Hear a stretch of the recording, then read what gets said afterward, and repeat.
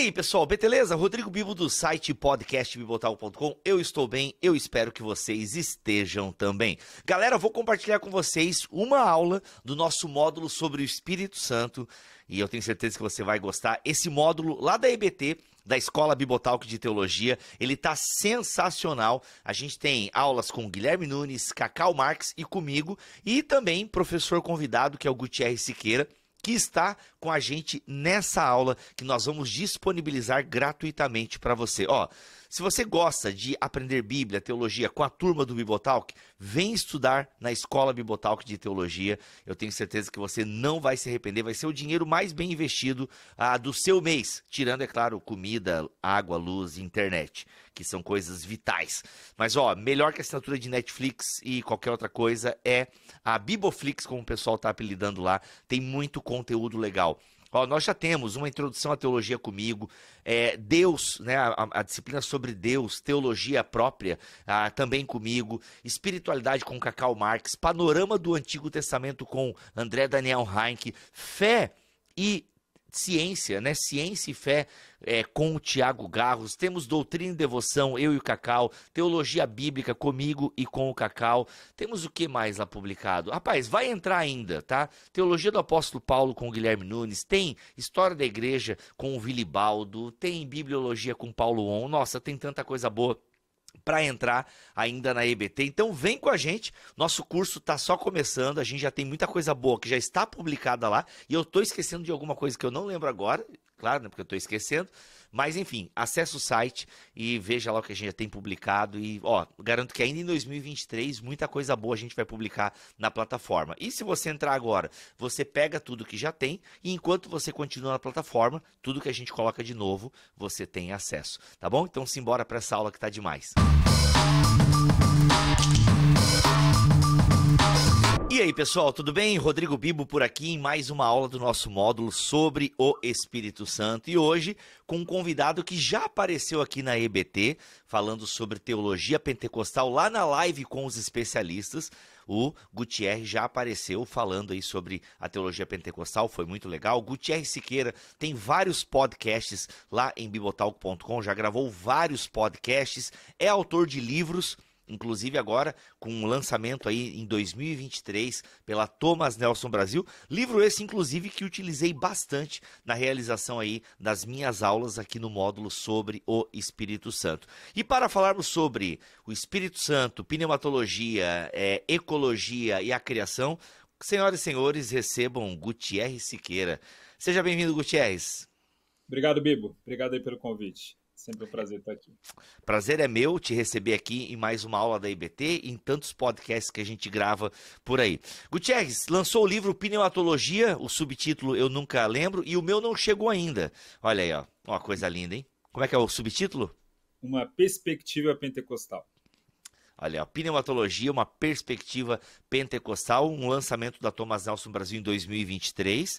E livraço, parabéns por esse livro aí. Tem BTcast, inclusive, falando sobre experiências espirituais, né? Transe, êxtase, muito legal. E a gente discutiu também um pouquinho isso aí nas aulas de pneumatologia. Gutierrez, hoje vamos falar então sobre...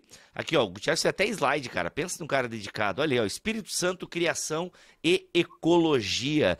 Que relação que é essa, né? Espírito Santo, criação e ecologia. Como é que tu desenvolve isso para nós? A primeira vez que eu falei que eu ia fazer essa relação, eu avisei lá no Twitter e alguém perguntou, né? Puxa, mas como? Eu nunca vi na Bíblia essa relação entre Espírito Santo e ecologia.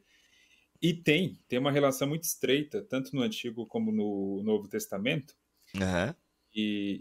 E assim, porque a gente imagina, quando a gente trabalha a doutrina da Trindade, normalmente a gente vai dar uma aula na escola dominical sobre a Trindade, a gente costuma fazer uma divisão que a Bíblia não faz, né? A gente diz, ó, Deus, ele criou o mundo, Jesus, ele veio para salvar esse mundo que caiu, e agora o Espírito Santo nos conduz nesse mundo. A gente faz uma divisãozinha assim, bem estreita, né? Como se o papel da criação fosse um papel apenas de Deus Pai. E, embora a primeira palavra ali em Gênesis 1:1 seja referente a Deus Pai, referente a Deus Todo-Poderoso como Criador do céu e da terra, logo no versículo 2, Bíblia, já tem uma menção ao Espírito Santo, na criação, né? E quando João vai fazer a releitura desse texto de Gênesis, ele também põe ali a própria pessoa de Jesus nesse processo. Então, o processo da criação é um processo que envolve toda a Santíssima Trindade. Uhum. E então, essa ideia do Espírito como criador de vida, já está presente logo praticamente no segundo versículo da Bíblia. Então, essa ideia, criação e Espírito Santo, está muito próxima, né? Eu até pus aí na tela, eu escolho a versão Almeida Revista atualizada por um motivo específico, porque ela traduz o verbo hebraico por pairar e não por Uhum. mover, como as demais traduções. Nenhuma tradução está errada aí. Realmente o hebraico permite as duas traduções, mas o pano de fundo do texto, como ele quer passar o símbolo do Espírito Santo, ou melhor dizendo, ele quer passar o Espírito Santo numa imagem de um pássaro que voa e nutre a sua criação. Então Eita! o verbo pairar ele cabe melhor aqui. Porque essa imagem, porque o verbo pairar, eu até ponho também na tela, ele aparece em Deuteronômio 32:11, que é Uhum. usado para falar do processo que a águia usa para alimentar os seus filhotes. Ela voa, ela se move, né, de um lado para o outro, e ela está ali nutrindo os seus filhos, os seus filhotes. Então essa ideia está presente aí em Gênesis 1:2. O Espírito Santo é como se fosse uma águia, pairando sobre a face do abismo e criando nesse processo, alimentando a criação com vida, trazendo vida nesse processo de caos, de escuridão, de certa Uhum. confusão. Esse lance, né? Você já está lendo automaticamente, né, que esse rua ali, né, esse Espírito de Deus, tu já toma como uma referência ao Espírito Santo. Sim. Sim. E imagino que você não está inventando isso, você deve ter subido aí no ombro de gigantes e tal. Mas alguns biblistas não fazem essa leitura, né? Tu discutiu, tu chega a pensar. Eu vi que no teu livro tu não discute muito isso, até porque o teu livro é uma introdução à pneumatologia, mas eu sei que tu é um estudioso, por isso que eu me arrisquei a perguntar aqui nessa aula. Justamente, essa discussão não está no livro, mas ela existe, porque também o hebraico permite a tradução do rua como vento, como ar em movimento, não apenas como espírito. Agora, se você pega, por exemplo, Von Rad, ele diz que o hebraico trabalha isso justamente porque existe esse caráter ambíguo na teologia hebraica, né? Você de fato não sabe se ali está tratando diretamente de uma ação divina, meramente uma ação divina, ou seja, o vento que Deus empurra a criação a uma ação, a separação das águas, por exemplo, ou se é a descrição do próprio ser de Deus. Então, o texto bíblico, ele deixa isso em aberto. E aí o tradutor tem que fazer uma escolha. Se você pegar a maioria das versões usadas pelos evangélicos, a Almeida Revista Atualizada é um exemplo, mas todas as traduções principais, NVT, NVI, Almeida Corrigida, eles vão colocar aí o Espírito com E maiúsculo como um sinônimo, né, de Espírito Santo. Se você pegar uma discussão técnica, Bíblia, e falar, não, mas aqui a gente também pode traduzir por vento, como John Levison levanta, tá tudo certo, tá tudo correto, tá? Mas é próprio do texto bíblico que ele não deixa a gente fechar esse assunto. E isso é muito lindo, tá? Por quê? Porque ao mesmo tempo está passando duas mensagens. O ser de Deus, na pessoa do Espírito Santo, está trabalhando na criação, nutrindo essa criação, ao mesmo tempo que também isso denota uma ação direta de Deus, uma ação de separação daquilo que é caótico para aquilo que é ordeiro. Então, o vento de Deus, o movimento de Deus, ele produz ordem, ele não produz bagunça, é o contrário, né? A bagunça tinha até essa ação, esse vento de Deus ocorrer. Então, assim, Sensacional. não vale a pena entrar num debate, ou é uma coisa ou é outra, tá? Isso é típico, isso é uma luta que o Bibotalk tem feito há muito tempo aqui, de mostrar que a Bíblia não foi escrita num contexto racionalista, num contexto grego, num contexto que tudo é muito lógico, né? Não, a Bíblia hebraica, ela tem essas aberturas que parecem contraditórias, mas que dentro da teologia hebraica, ela faz sentido porque são ideias que, no fundo, se complementam. O que é Deus? Deus é esse ser que traz ordem ao caos, ao mesmo tempo que Deus ele está sempre produzindo movimentos. Isso o apóstolo Paulo vai falar lá no Novo Testamento, quando ele diz que em Deus nos movemos. Então, toda a ação, também o fundo dessa ação é a própria ação de Deus. Nós só produzimos, nós só criamos, nós só fazemos porque Deus antes faz, porque Deus antes produz. Até porque Espírito de Deus do AT, ele é sinônimo de Espírito Santo, né? Vários teólogos vão afirmar isso. Até porque Pedro reconhece que o Espírito de Deus é o Espírito Santo, né? Jesus promete o Espírito Santo, nós temos Pentecostes, então Pedro, ele associa o Espírito Santo ao Espírito de Deus, o que dá para a gente entender essa referência, né? Que os autores bíblicos utilizam Espírito de Deus para se referir a Deus, obviamente que a mentalidade do Antigo Testamento é uma mentalidade monolátrica, só existe um Deus. Essa ideia de uma outra pessoa, né, adjacente a Yahvé é estranha ao Antigo Testamento, mas nós temos a revelação completa. Nós temos uma leitura a partir também da Segunda Aliança, e a leitura a partir dessa Segunda Aliança influencia a leitura da Primeira Aliança, né, do Primeiro Testamento. Então ali a gente enxerga que o Espírito de Deus é uma possibilidade de ser a terceira pessoa da Trindade, por assim dizer. Isso é importante enfatizar, porque certamente o autor de Gênesis, quem escreveu esse versículo no original, não estava pensando aí na segunda ou na terceira pessoa da Santíssima Trindade e tal, ou mesmo na primeira pessoa, uma divisão entre pessoas, tá? Isso certamente não aconteceu. Mas como você bem lembrou, a gente está à luz da revelação completa, a gente tem uma revelação progressiva nas Escrituras, e o próprio Novo Testamento vai fazer essa releitura do Antigo e vai fazer essa releitura do Espírito de Deus como o Espírito de Cristo, então tem essa ligação, e também como uma pessoa, né? Vai dar atributos pessoais ao Espírito Santo, algo que o Antigo Testamento não faz. Muito bom. Vamos seguir então para o slide do Gutierrez, o cara super preparado aqui. O que nós temos? Vamos lá. Um versículo de Lucas, agora no Novo Testamento. O que é interessante aqui? Eu acabei de falar, lá na criação, o Espírito Santo, como uma águia, estava nutrindo essa criação sobre a face do abismo. E aí, quando o anjo anuncia a Maria que ela está grávida, ela faz uma pergunta óbvia. Olha, como que eu estou grávida? Ou como eu vou ficar grávida se eu nunca conheci homem? Aí o anjo responde a ela, o Espírito virá sobre você e o poder do Altíssimo a envolverá com a sua sombra. Olha mais uma vez a imagem da águia aqui, ou a imagem de um pássaro. O Espírito envolvendo Maria com a sua sombra, que remonta ao Salmo de número 91. Ali é uma descrição do próprio Deus, né? Como uma águia ou como um pássaro que protege. Olha como também Lucas e também Mateus, que cita esse episódio, eles fazem de alguma forma uma releitura de Gênesis 1. Porque Jesus, ou o ventre de Maria, melhor dizendo, ele é sem forma e vazio. Há trevas naquele abismo. Não tem nada ali. E aí vai o Espírito e põe a semente da criação. Então o Espírito de vida é o Espírito de vida lá em Gênesis 1 e o Espírito de vida em Lucas 1. Então é o mesmo Espírito que produz a vida no mundo, é o Espírito que vai produzir também a vida no ventre de Maria. Então eu acho essa relação sensacional. É linda de a gente ver que o Espírito Santo ele está sempre produzindo vida. Onde ele age, ele produz vida, né? Não é um espírito de morte, não é um espírito de produção de caos. Pelo contrário, ele vai trazendo ordem, ele vai trazendo beleza, ele vai trazendo bondade, ao ponto que a criação é retratada dessa forma, né? Deus sempre fala, e viu Deus que era bom.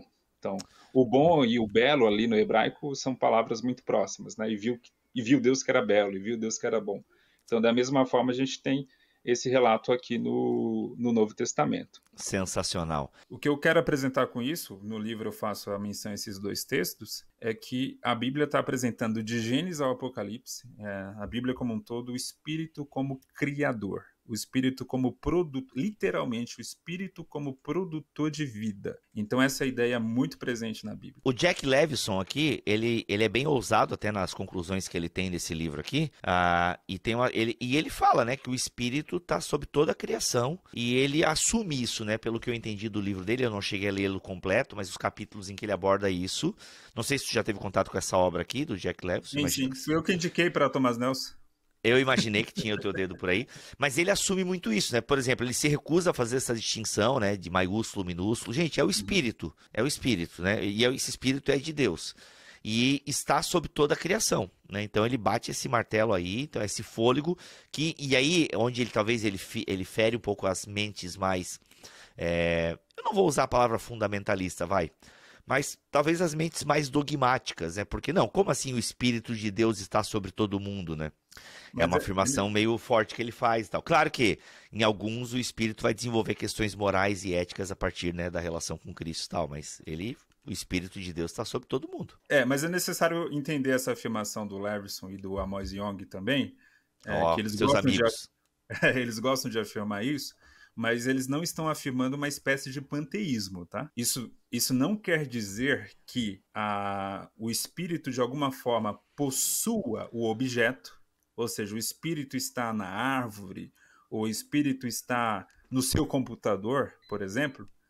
Não é que o espírito está dentro ou se movendo dentro do objeto. Não é uma ideia panteísta aqui. A ideia é que, de alguma forma, o espírito está nutrindo toda a criação. Então, onde o espírito está agindo, aliás, onde há vida, onde há movimento, onde há dinâmica, onde há criatividade, há uma ação do Espírito Santo. E aí essa ideia é importante, Bíblia, porque, por exemplo, pense comigo aqui na lista dos dons espirituais que Paulo dá lá em Romanos.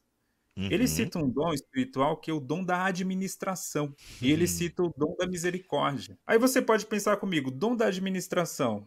Quantas pessoas têm capacidade administrativa que nunca pisaram numa igreja? Você deve conhecer pessoas assim. Eu conheço pessoas assim. Afinal, eu trabalho Várias. num banco. Eu trabalho num ambiente em que há várias pessoas com uma baita capacidade administrativa, mas Paulo vai chamar isso de dom espiritual. Por quê? Na Bíblia, nem todo dom tem um caráter meramente sobrenatural. Nem todo dom ele tem uma origem apenas pós-conversão, ou seja, algo que eu recebo apenas depois de nascido de novo. Muitos dos dons que nós temos são dons que a gente já nasce com eles, a gente já tem uma inclinação natural a eles, e que quando a gente entra na comunidade cristã, Deus de alguma forma apenas intensifica ou santifica esse dom para que ele sirva ao reino de Deus. Mas a pessoa já tem aquilo na sua vida. O dom da administração é um exemplo disso. E aí, E tu aborda isso até no teu livro, achei muito bacana, né? Dons e talentos, que a gente faz essa distinção de dons e talentos. Mas na Bíblia é uma parada mais fluida, né? Até porque a palavra talento ela é bem recente na nossa língua, né? Ou no nosso conceito. Porque tu até fala no livro, eu esqueci agora de quando que ela remonta.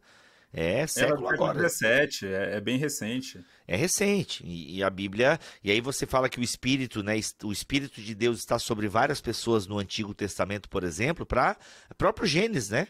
Fazer artes e ferramentas e música e por aí vai, né? Os descendentes de Caim lá, né? Eles são dinamizados. É isso ou eu tô falando besteira aqui agora? Eu dou exemplo lá do tabernáculo, que você tem Ó, Bezalel, por exemplo, ele é Desalel. capacitado pelo Espírito Santo para fazer o papel de arquiteto e o papel de artista do tabernáculo. Ele está praticamente desempenhando esses dois papéis, né? E o texto é bem claro, dizendo que ele é cheio do Espírito Santo para fazer isso. Então a gente pode pensar assim, olha, existe um lado, eu vou usar a palavra correta aqui, não estou usando a palavra mundano, mas existe uma ação de mundanidade do Espírito.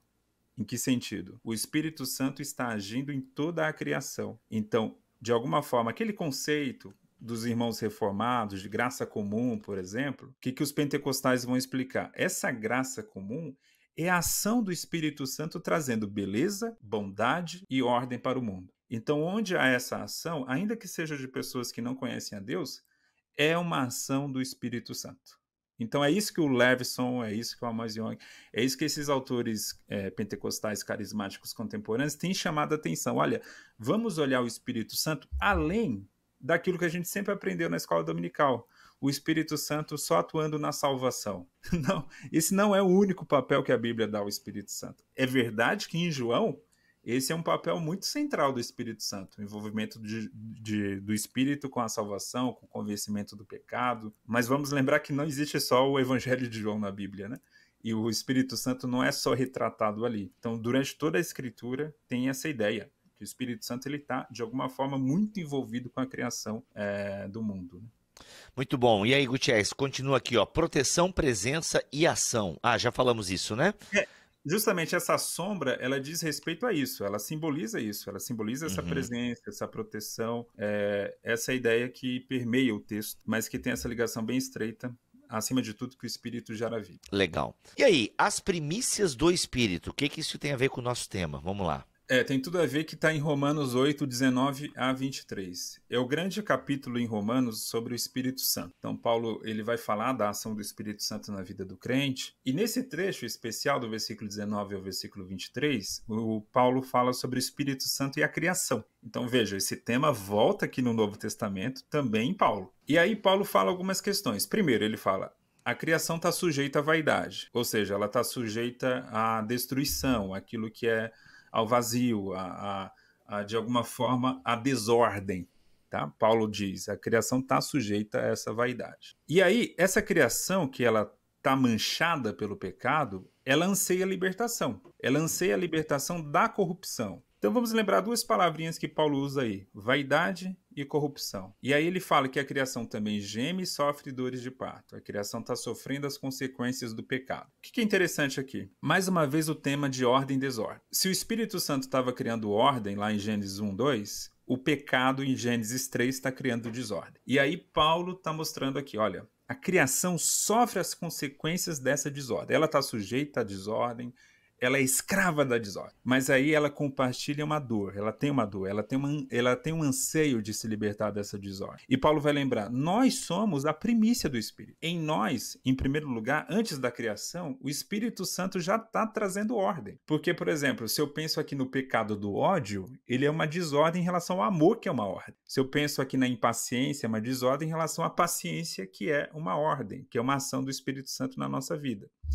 Então, Paulo está dizendo, olha, a criação anseia por isso. E vocês, crentes, vocês também anseiam por isso, porque vocês ainda estão naquele processo do já, ainda não. Você já experimenta o Espírito Santo, mas não de maneira completa. Vocês ainda não estão totalmente restaurados. E aí Paulo vai falar da ressurreição. Quando que vai chegar esse momento da libertação da corrupção? No dia da última ressurreição.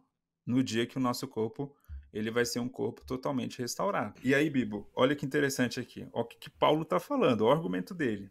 Ele está dizendo o seguinte, o anseio que eu tenho, eu, ser humano, eu, homem, tenho de um dia ser liberto da corrupção, da desordem, do pecado, esse anseio está presente na criação, na natureza. Então ele tá, o anseio é o mesmo. A diferença entre eu e a natureza é que eu comecei esse processo, ou melhor dizendo, o Espírito Santo começou esse processo de restauração primeiro no ser humano, mas que virá o dia que isso também vai incluir a criação. Então, Nos seres vivos, né? Dos seres vivos na natureza de maneira geral. E aí Paulo conclui esse argumento falando da ressurreição corporal. Então, o que a gente tem aqui? Paulo literalmente está ensinando que a ressurreição corporal é a primícia do Espírito também em relação à criação. A criação também vai sofrer, ou melhor dizendo, ela vai desfrutar de um processo de ressurreição. Isso aqui tem tudo a ver com ecologia. Aí eu falo até no livro, eu moro aqui próximo ao Rio Pinheiros. O Rio Pinheiros é um rio que está sendo limpo. Nos últimos 3 anos, o rio está no processo de limpeza. Eu cresci sempre aqui na Zona Sul de São Paulo e esse rio sempre marcou aqui a vida da gente. Negativamente. Legal. Eita. Porque o rio era literalmente um esgoto. Água literalmente preta, né? Cheirava mal, muito mal. E aí, agora tá esse processo. Um dia eu estava andando de bicicleta ali no rio e ele já tá verde, ele já tá ficando mais claro, já tá surgindo vida, já tem pato, já tem ganso, a vida animal já tá começando a surgir. O que é isso se não um processo de, não só restauração, quando a gente vê isso, é um processo de vida renascendo. Vida renascendo é ressurreição.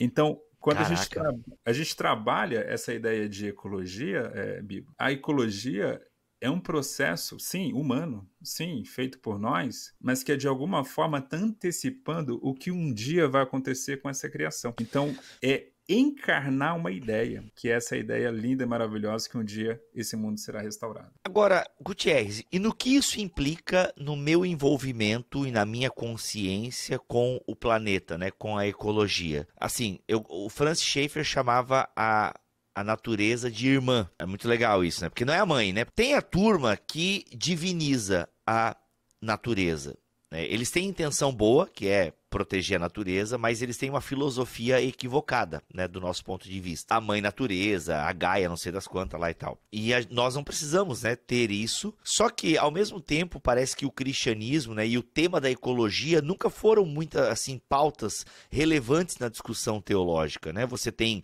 alguns players discutindo ecologia e teologia e tal, mas não é um tema que ocupa, né, seminários, congressos e tal. A gente pensa pouco essa relação ecologia. Meio que assim, ó, gente, vamos se preocupar em salvar pessoas porque o mundo vai acabar e eu não posso levar foca pro céu, né? Então, assim, como que esse pensamento, né, da criação que geme, da criação que é perpassada pelo Espírito é complicada, mas é no sentido da... É perpassada, né? Esse Deus que é imanente, transcendente, sabe? E ao mesmo tempo é transparente, né? Para usar uma linguagem do Boff aqui. Eu falo um pouquinho sobre isso no módulo sobre Deus. Mas, entende? Como é que isso nos ajuda, essa compreensão? Porque você fala ali, né? Espírito Santo e ecologia. Que relação que é? Porque assim, beleza, ele aponta para algo futuro, mas... age também, tem alguma ação no presente agora da igreja, do crente? Perfeito. Primeiro, por que a gente tem essa dificuldade, né, com esse tema? Como tudo, tem duas questões, escatologia e política. Como a pauta ecológica normalmente é uma pauta vinculada a partidos progressistas, os cristãos conservadores, os evangélicos que são conservadores em sua maioria, eles já têm uma certa dificuldade, preconceito com o tema, né? Puxa, isso é coisa de esquerdista, isso é coisa de progressista. Então já tem esse problema. E aí eu sempre gosto de lembrar o Roger Scruton, que foi um filósofo britânico que é considerado basicamente o grande nome do final do século XX do conservadorismo, que ele escreveu um belíssimo livro em defesa da ecologia. E ele dizendo que um bom conservador naturalmente tem que conservar a natureza. Ele não pode ser a favor da destruição da natureza, né? Então tem esse preconceito ideológico que a gente precisa romper, porque o evangelho está acima dessas discussões banais da ideologia. Esse é o primeiro ponto. Segundo, Bibo, a escatologia. A escatologia, infelizmente, uma escatologia mal feita, ela atrapalha demais. Porque, por muito tempo, a igreja evangélica tem trabalhado, em sua maioria, com uma escatologia muito escapista. Que é aquela ideia, esse mundo vai de mal a pior, esse mundo não presta para nada, ele vai acabar e a gente vai para o céu. Então, por que a gente vai se preocupar com esse mundo aqui? Exato. Só que não é isso que a Bíblia ensina. Eu acabei de mencionar aqui Romanos 8, Paulo está dizendo claramente, a criação, ela anseia por essa redenção final. E Paulo diz, e essa redenção vai chegar. Não é que ela só anseia e está ansiando e vai morrer com esse anseio. Não, essa redenção vai chegar. A Bíblia fala em novo céu e nova terra. E aí tem um problema, porque muitos cristãos interpretam esse novo céu e a nova terra como algo totalmente novo. Mas, à luz do que Paulo fala, inclusive, porque a Bíblia precisa ser lida como um todo, e muito bem o D.K. Bailey, ele interpreta o Apocalipse 21 dessa forma, ele lembra, quando a gente fala em novo céu e nova terra, a gente está falando literalmente de uma terra ressuscitada, não é uma terra destruída e feita uma nova do zero, porque Deus aprecia a sua criação, Deus ama a sua criação, Deus viu que ela era boa. Como que Deus vê que a criação é boa e ele vai destruir ela completamente? Não faz nenhum sentido. Então, à medida que a gente pensa, puxa, se Deus quer Deus, olha para a sua criação e vê bondade e beleza. Se Deus quer Deus, vai lutar, de alguma forma, lutar aqui entre aspas, para que essa criação seja totalmente restaurada e ressuscitada, e faz isso, inclusive, através do Espírito Santo, porque é o Espírito Santo que ressuscitou Jesus, isso Paulo vai falar em Romanos 8, ou seja, mais uma vez o Espírito Santo produzindo vida. Então, onde o Espírito está, a vida sendo produzida. Então, se ele ressuscita Jesus, ele também vai nos ressuscitar, Paulo fala, e aí a gente pode fazer também essa implicação que o Espírito Santo vai ressuscitar a criação. Perfeito. Quais são as implicações disso então, Bibo? São várias. Puxa, se eu, que sou uma criatura, e Deus fala que essa criatura, que essa criação, que eu faço parte dela, é boa, e que ele vai restaurar essa criação, eu devo valorizar essa criação. Eu não devo ser parte do caos, da confusão que produz mais morte e produz mais desordem. Não, pelo contrário. Eu sou um agente de vida. Essa é a implicação prática, ética, moral que nós temos.